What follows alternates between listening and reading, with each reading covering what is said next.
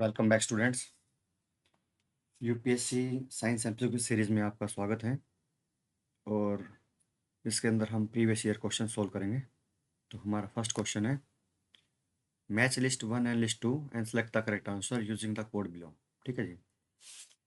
Option देख लेते हैं एक बार। German silver, solder, bleaching powder and hypo. ठीक है जी। और इसके अंदर सेकेंड लिस्ट है tin, nickel, sodium and chromium, chlorine sorry. ठीक है। जर्मन सिल्वर अब आपको पता है कि किसका एलॉय होता है, निकेल का, कॉपर का और जिंक का। ठीक है। तो ए का 2 के साथ मैचिंग होगी। नेक्स्ट है जी सोल्डर। सोल्डर जो हम इलेक्ट्रिक इंजीनियरिंग में यूज करते हैं वो किसका बना होता है, टीन और लेड का। ठीक है। एस एन और पीबी का। टीन क्या है, एस एन, और प्लस पीबी लेड, इसका बन के सोल्डर बनता है। ठीक है जी। नेक्स्ट है ब्लीचिंग पाउडर। ब्लीचिंग पाउडर क्या होता है जी, ब्लीचिंग पाउडर होता है कैल्शियम क्लोराइड और कैल्शियम हाइपोक्लोराइड। ठीक है। इससे ब्लीचिंग पाउडर बनता है। तो उसके अंदर क्या यूज हो रहा है जी, उसके अंदर यूज हो रहा है क्लोरीन। ब्लीचिंग का एक्शन क्या होता है, जैसे आप हेयर कलर भी करवाओगे तो ब्लीचिंग जहाँ भी कहीं होगा वो उसमें क्लोरीन गैस, मतलब क्लोरीन आपको मिलेगी ही मिलेगी, तब ना। नेक्स्ट है हाइपो। हाइपो किससे बनता है जी, हाइपो बनता है सोडियम थायोसल्फेट है हाइपो, सोडियम थायोसल्फेट। ठीक है। तो अब देखते हैं 1 का 2, ए का 2, तो ये दो ऑप्शन हट गए। ए का 2 इन दोनों में, बी का 1 दोनों में, सी का 4। तो राइट आंसर इज डी। ठीक है जी, बिल्कुल सिंपल था। तो सोल्डरिंग क्या, टिन और लेड से सोल्डरिंग होती है। जर्मन सिल्वर किसका एलॉय है, निकेल का, कॉपर का और जिंक का। ब्लीचिंग पाउडर, ब्लीचिंग में पाउडर में क्या है, क्लोरीन मिलती है। और हाइपो क्या है, sodium thiosulphate. Next question, which one of the following metal is very hard and very ductile. ठीक है, उसने दोनों चीज़ पूछ ली कि वो हार्ड भी हो और डक्टाइल भी हो। डक्टाइल क्या होता है कि आप उसको, मतलब कोई भी मेटल है उसको आप, मतलब वायर के की फॉर्म में कन्वर्ट कर सको। ठीक है, उसको खींच के या पुल करके एक वायर बना दो आप उसकी। ठीक है, पतली वायर बना दो, उसको क्या बोलते हैं, डक्टाइल बिहेवियर उसका। ठीक है। तो इसके अंदर है कार्बोरेंडम, ये कार्बोरेंडम, टंगस्टन, कास्ट आयरन और नाइक्रोम। ठीक है। कास्ट आयरन क्या है, ब्रिटल होता है। आप उस पर हैमरिंग करोगे तो क्या है, वो ब्रिटल है और वो टूट जाएगा डिफरेंट डिफरेंट पार्ट में। उसकी कास्टिंग बनती है, ना कि उसके, आपने कोई कभी सुना नहीं होगा कि कास्ट आयरन की कोई वायर सुनी हो या टंगस्टन की कोई वायर सुनी हो। टंगस्टन आप यूज़ करते हैं एयरक्राफ्ट वगैरह में, जो क्योंकि वो बहुत हार्ड मेटल है। ठीक है, बहुत स्ट्रॉन्ग मेटल है वो। आप इसका है क्या है, नाइक्रोम इज राइट आंसर। क्योंकि नाइक्रोम के वायर आपने देखे होंगे जी, हीटर वगैरह है या जो कुछ है, हीटर की जो वायर होती है वो नाइक्रोम की बनी होती है। ठीक है। Next question, consider the following statement, hard water is not suitable for. जो हार्ड वाटर होता है वो किसके लिए सुटेबल नहीं होता है। हार्ड वाटर क्या होता है कि वाटर के अंदर मैग्नीशियम कार्बोनेट, ठीक है, मैग्नीशियम के कार्बोनेट और बाइकार्बोनेट अगर मिले हों तो वाटर होता है हार्ड। हार्ड वाटर क्या है, ना तो वो आपके सोप के साथ कोई भी फोम बनाएगा, मतलब झाग नहीं बनाएगा, ना ही वो वॉशिंग करेगा। ड्रिंकिंग पर्पज़ के लिए मैग्नीशियम कार्बोनेट अगर आप लोगे बॉडी के अंदर, ठीक है, तो वो मैग्नीशियम कार्बोनेट या कैल्शियम कार्बोनेट लोगे तो वो क्या है, कैल्शियम ऑक्सीलेट बना देगा पेट के अंदर, मतलब स्टोन वगैरह फॉर्म हो जाएगा या उस टाइप से। और बॉयलर के अंदर क्यों नहीं यूज़ होगा, क्योंकि बॉयलर की जो, बॉयलर के अंदर क्या होता है, जो स्टीम पावर प्लांट होती है उसके अंदर आपने हार्ड वाटर ले लिया तो एक लेयरिंग फॉर्म कर देगा वो वाइट कलर की। ठीक है, उसकी क्या है, बॉयलर की एफिशिएंसी डाउन हो जाएगी, क्योंकि ये जो कार्बोनेट है ये सॉलिड फॉर्म में इसकी इनर लेयर के ऊपर चिपक जाएगा। ठीक है, स्टिक हो जाएगा और क्या है, बॉयलर की एफिशिएंसी डाउन होगी। इरीगेटिंग क्रॉप के लिए आप इरिगेशन भी नहीं कर सकते हार्ड वाटर की, क्योंकि मैग्नीशियम कार्बोनेट है वो आपकी जो लीव्स वगैरह हैं प्लांट की उसके ऊपर स्टिक हो जाएगा और फोटोसिंथेसिस की उसमें प्रॉब्लम आएगी। ठीक है। तो आप हार्ड वाटर आप कहीं भी यूज़ नहीं कर सकते। ठीक है, इन चार ऑप्शन में। ठीक है, तो right answer is D. Next, an aqueous solution of copper sulphate is acidic in nature because the salt undergo. ठीक है, किसने पूछा है कि जो एक्वस सॉल्यूशन है कॉपर सल्फेट का कॉपर सल्फेट क्या होता है, CuSO4, CuSO4, उसका एक्वस सॉल्यूशन, एक्वस मीन्स आपने उसके अंदर वाटर मिलाया, ठीक है। तो ये कह रहा है कि ये एसिडिक होगा नेचर में। एसिडिक क्यों होगा जी, CuSO4 प्लस H2O, ठीक है, टू फॉर्म H2SO4, ठीक है। H2SO4 अब सबको पता होता है क्या है, सल्फ्यूरिक एसिड है। H2SO4 प्लस कॉपर हाइड्रोक्साइड, ये फॉर्म होगा, ठीक है जी। अब जहाँ भी H2SO4 फॉर्म हो रहा है, H2SO4 क्या है, सल्फ्यूरिक एसिड, सल्फ्यूरिक एसिड है, सल्फ्यूरिक एसिड हो गया। और सल्फ्यूरिक एसिड क्या होता है, जो नाम में एसिड है तो एसिडिक तो नेचर है ही, ठीक है जी। तो राइट आंसर इज इसका एक्वस सॉल्यूशन क्या है, हाइड्रोलिसिस करके आपने जो ये बताया ना कि an aqueous solution of copper sulphate is acidic in nature because the salt undergo hydrolysis. Hydrolysis क्या है कि वाटर के साथ रिएक्शन करके इसका ये H2 आयन है, ठीक है, ये SO4 के साथ कंबाइन हो गया और कॉपर का, कॉपर है ये हाइड्रोक्साइड बना दिया इसने साथ, ठीक है। तो एसिडिक भी नेचर में है और हाइड्रोलिसिस हो गया इस रिएक्शन में, ठीक। Next question, consider the following statement with reference to the periodic table of chemical elements, ठीक है। केमिकल एलिमेंट के लिए पीरियोडिक टेबल आपने पता होगा, ये हॉरिजॉन्टल जो होते हैं इनको बोलते हैं पीरियड्स, ठीक है। और वर्टिकल जो होते हैं टॉप टू बॉटम उसको बोलते हैं जी, वो क्या बोलते हैं, ग्रुप, ठीक है, ग्रुप। अब ग्रुप कितने होते हैं, ग्रुप होते हैं 18, ठीक है, 18 ग्रुप्स होते हैं और 7 पीरियड्स होते हैं, 7 क्या है, पीरियड्स, ठीक है जी। तो लिखा जाता है यार 7 पीरियड्स आएगी, 7 इसके अंदर पीरियड हो गए, ठीक है। अब वो स्टेटमेंट पढ़ते हैं हम सारे के सारे। और एक चीज़ और बता देता हूँ मैं, टॉप टू बॉटम जो एटॉमिक रेडियाई होता है ना, ऊपर क्या है, छोटे रेडियस के एलिमेंट होते हैं, नीचे क्या है, ज़्यादा बड़े रेडियस के एलिमेंट होते हैं, ठीक है। Top to bottom atomic radius increase होता है, लेफ्ट टू राइट भी एटॉमिक रेडियस इंक्रीज होता है, ठीक है। तो फर्स्ट ऑप्शन पढ़ते हैं इसके अंदर,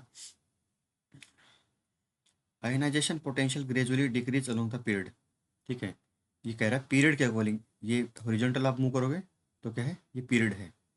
तो ये पूछ रहा है ionization potential gradually decrease along a period, जो पीरियड है इसके, इसमें अगर आप मूव करोगे इस साइड लेफ्ट टू राइट तो क्या है कि आयनाइजेशन पोटेंशियल है, ठीक है, वो डिक्रीज हो रहा है। नहीं जी, आयनाइजेशन पोटेंशियल क्या है, इंक्रीज होता है लेफ्ट टू राइट, ठीक है।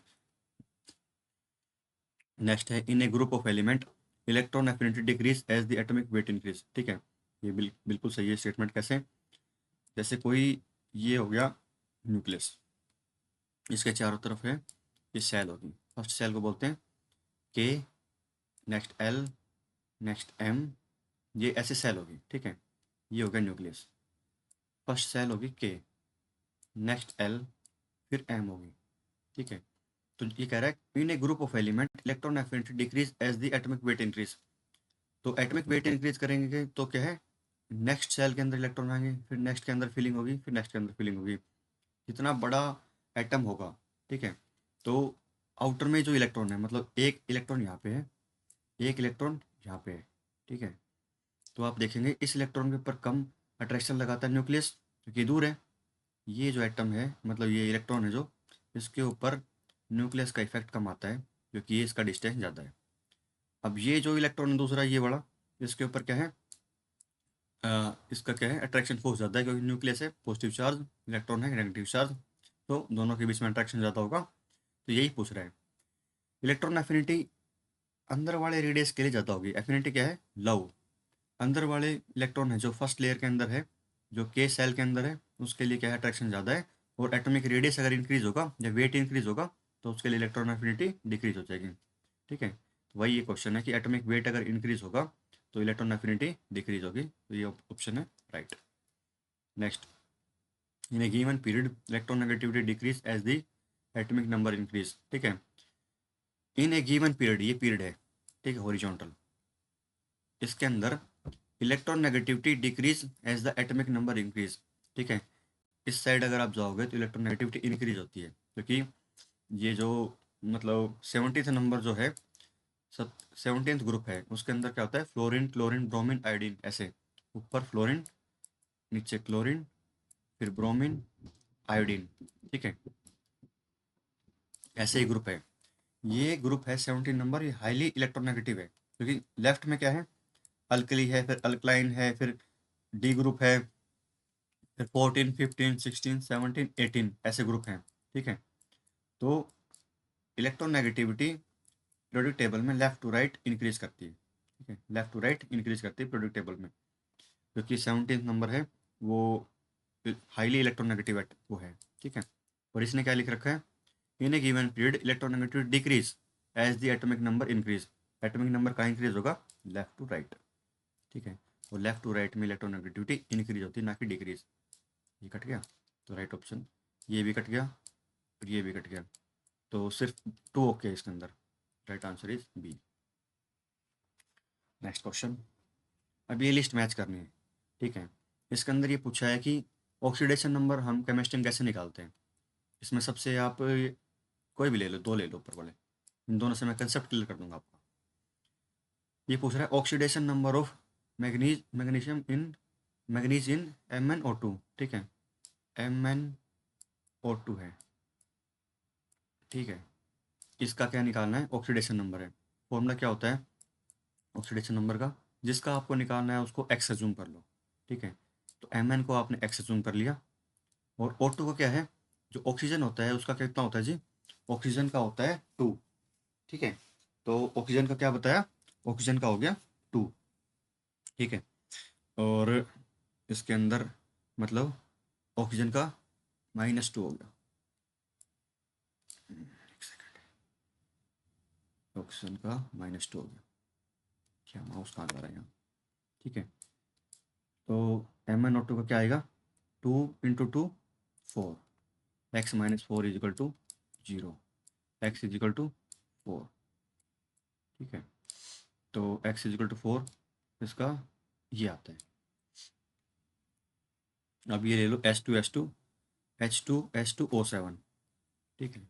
H2O7 में क्या आएगा, ये डिलीट कर, हाइड्रोजन का +1 होता है, ऑक्सीजन का आपको पता ही है -2 होता है, ठीक है।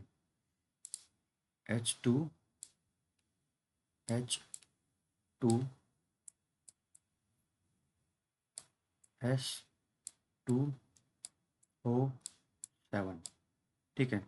हमें निकालना है सल्फर का, ठीक है। तो फॉर्मूला पुट करो, H का क्या होता है +1, तो 2 × 1 2 × 1 प्लस H2 का आपको x एज्यूम कर लेना है, तो S 2 एटम है ना, ये 2 2s, ठीक है। S हमें फाउंड करना है, प्लस प्लस नहीं एक्चुअली माइनस, इसके साथ या ब्रैकेट लगा लो आप। ऑक्सीजन का -2 बताया था आपको, 7 × -2 -14, ठीक है, इजिकल टू 0, ठीक है। तो 2 + 2s s या x जो भी आपको जूम करना है, ठीक है। -14, 14 उस साइड चला गया 14, और ये 2 भी उस साइड ले जाओ, ठीक है। 14 - 2 12 हो गए, s equal to 12 divide by 2, answer क्या है हमारा 6, ठीक है।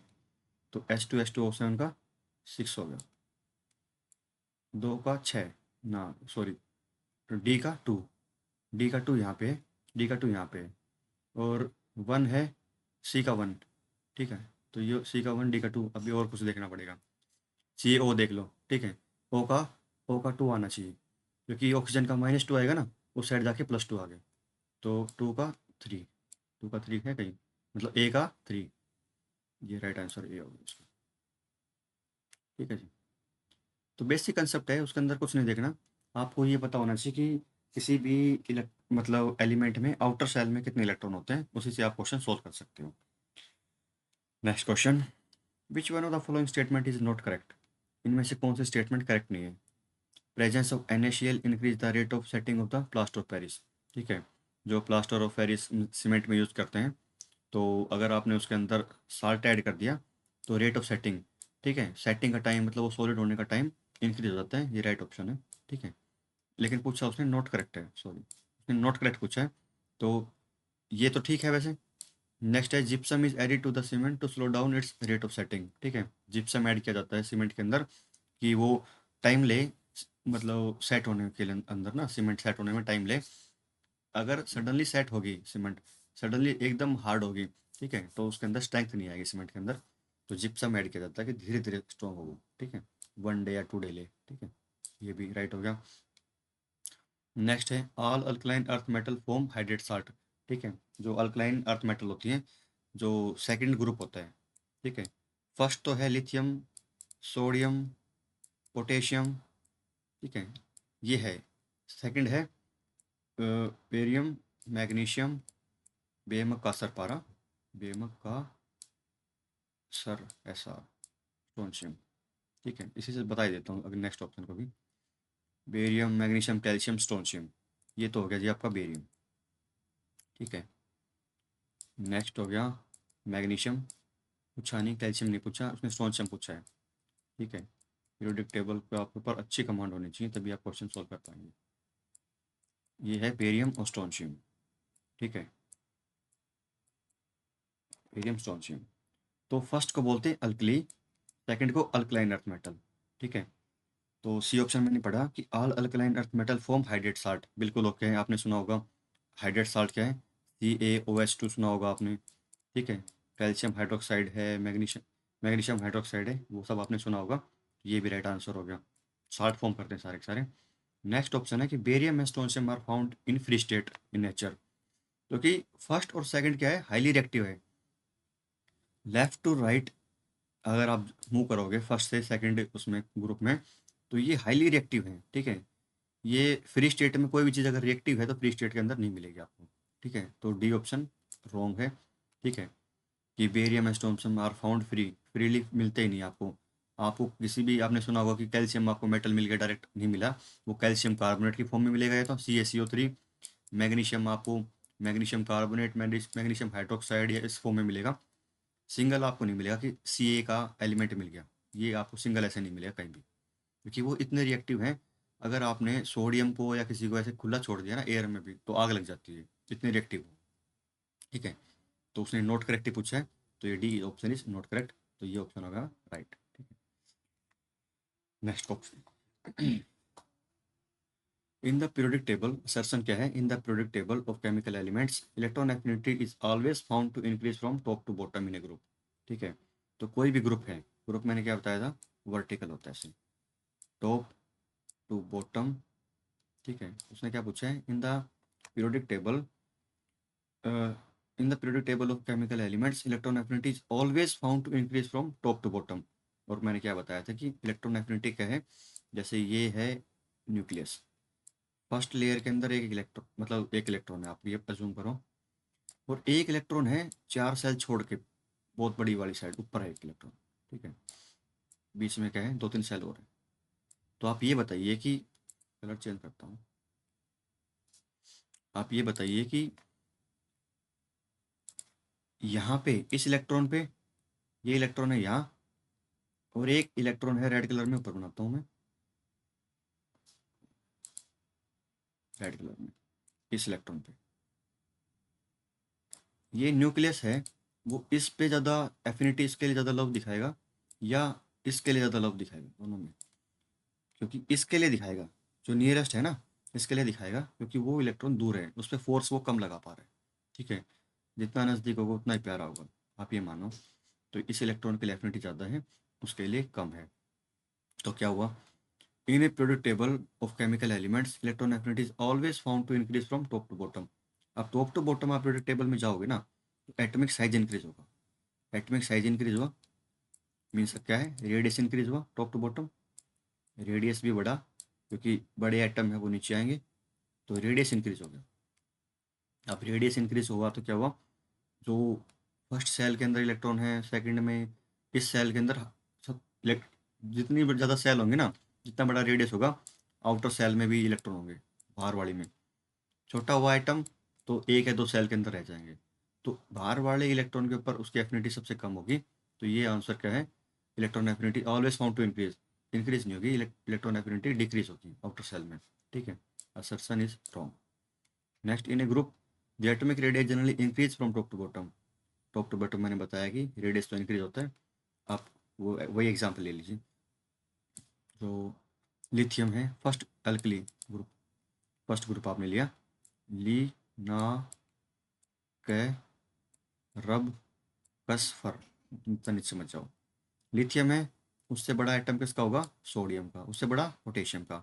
तो टॉप टू बॉटम क्या है, रेडियस तो इंक्रीज हुआ है, रेडियस इंक्रीज हुआ है, बट डिक्रीज क्या हुआ, इलेक्ट्रॉन एफिनिटी डिक्रीज होगी। क्योंकि जितना छोटा एटम होगा ना, वो इलेक्ट्रॉन के लिए ज़्यादा उसकी भूख होगी, या वो छोटे इलेक्ट्रॉन के लिए उसकी एफिनिटी ज़्यादा होगी बजाय कि बड़े इलेक्ट्रॉन उसके लिए, बड़े साइज के एटम के लिए। तो A is false and R is true, ठीक है, ये ट्रू है, राइट आंसर डी। नेक्स्ट है, coal based thermal power plant, thermal power station contribute to acid rain. जो कोल बेस्ड थर्मल प्लांट होते हैं, जिसमें कोल को फ्यूल गैस यूज़ किया जाता है, उसके अंदर एसिड रेन होती है, बिल्कुल राइट है। और उसका रीजन क्या दिए, oxides of carbon are emitted when coal burn, ठीक है, कि कार्बन के ऑक्साइड इमिट होते हैं व्हेन कोल्स इज बर्न, ठीक है। आप इसमें एग्जांपल ले लो कि एसिड रेन कैसे होती है, कोल उससे निकला SO2 गैस या कार्बन डाइऑक्साइड निकला, ठीक है, वो वाटर के साथ रिएक्ट करता है, सल्फर डाइऑक्साइड वाटर के साथ रिएक्ट करेगा to form H2SO4, sulphuric acid, ठीक है। तो जहाँ भी पावर प्लांट होंगे उनके पास क्या है, एसिड रेन मिलेगी। वो फसल वगैरह को, या जितने भी आपकी मोनूमेंट्स वगैरह हैं, या जो ह्यूमन बीइंग है, उसके लिए बहुत ही बेकार है। CO2 वाटर के साथ रिएक्ट करके क्या बनाएगा, कार्बोनिक एसिड H2CO3, या यहाँ पे NO2 होता, ठीक है, NO2 होता, नाइट्रोजन ऑक्साइड प्लस वाटर, वो फॉर्म करती HNO3, ठीक है, नाइट्रिक एसिड। अब कोई भी गैसेज अगर निकल रही है और वो क्या है, एसिडिक सल एसिड बना रहा है बाद में, ठीक है, वही एसिड रेन होता है, और वो आसपास की चीज़ों को जला देगी। तो एक बार सेशन दोबारा पढ़ते हैं। Coal based thermal power station contribute to acid rain, बिल्कुल ओके। उसका रीजन क्या है, oxide of carbon are emitted when coal burn, ठीक है, ये ओके है जी। तो दोनों ही ओके हैं और उसको राइटली एक्सप्लेन कर रहा है, ठीक है। तो राइट आंसर इज ए, क्योंकि एसिड रेन के लिए सल्फ्यूर सल्फर डाइऑक्साइड या कार्बन डाइऑक्साइड या नाइट्रोजन डाइऑक्साइड जो भी रिलीज करेगा, वो एसिड ही फॉर्म करेगा, ठीक है जी। तो राइट आंसर इज ए, ठीक है। आज के लिए 10 क्वेश्चन हो गए केमिस्ट्री के, ठीक है। नेक्स्ट वीडियो में हम आपको बताएंगे कि इससे आगे केमिस्ट्री के या 2 या 3 वीडियो और बनेंगे, और आपकी पूरी केमिस्ट्री कंप्लीट हो जाएगी उसके अंदर। Thank you.